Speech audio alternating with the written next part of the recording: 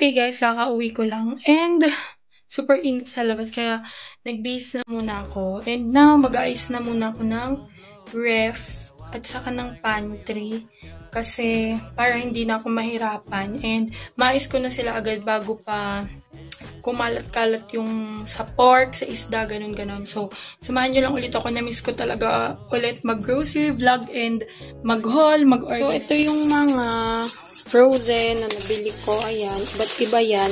Yung iba lang yung ilalagay ko sa Tupperware. Gaya ng mga pork, isda, ganyan.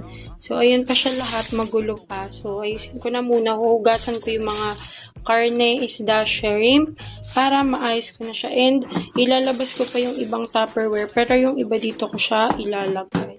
So, ayan guys, na-organize ko na mga pork chop. Dito ko na lang nilagay sa malaking Tupperware kasi malalaki naman siya talaga. And wala na talaga akong Tupperware. Ito lang yung mga nagkasyang ilagay sa mga Tupperware. And yan, may galunggong, shrimp. And itong stock na to is good for 2 weeks na sa amin. So, ayan, i-organize ko na siya sa rep. And yung mga natira is, i-stay ko na siyang as is sa packaging nila. Naayos ko na lahat dito sa ref. And ayan, dito sa side na to yung mga natira lang last time na stocks, which is itong hakaw, fries, and then siopaw.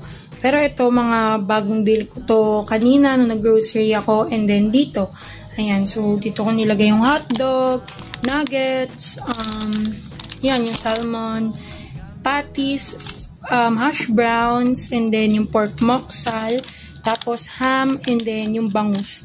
Tapos ito yung mga naka-Tupperware kanina. So far, okay naman na siya. Nakahinga-hinga and nakasurvive ang aking freezer. So ngayon, ang aayusin ko na is itong ibaba ng ref. So, ito yung situation ngayon dito sa ref. And medyo magulo talaga siya. Pagpasensya nyo na. Kaya aayusin ko siya ngayon. And wala akong nabiling egg kasi di ko alam kung ba't walang egg kanina dun sa Hyper. And yung mga stock nila is parang paubos na nga. Kasi ang daming wala dun. So, wala akong nabili. Siguro sa palengke na lang ako bibili ng egg. Pero now, ayusin ko na muna yung mga pinamili ko kasi halos nandito pa yung iba.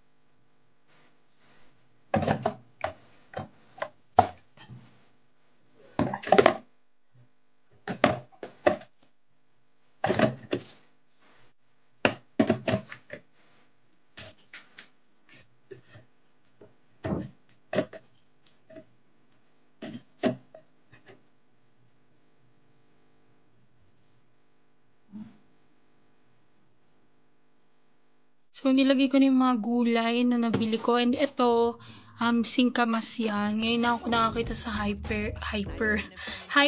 Kaya bumili na ako. Tapos, ayan, yung sitaw, baggy beans, kalamansi, sibuyas, may kamatis pa sa ilalim. Tapos, patatas. So, ayan lang yung laman lagi. Itong area na to, mga veggies, fruits, ganon. So, okay na to. And ito, nalinis ko naman na yung ref. Kaya, lalagyan ko na siya ng mga dapat ilagay. So, ayan guys, naayos ko na yung ref and napagkasya ko kahit paano. Diyos ko, muntik nang hindi magkasya kasi itong Dutch Milo hanggang dulo yan.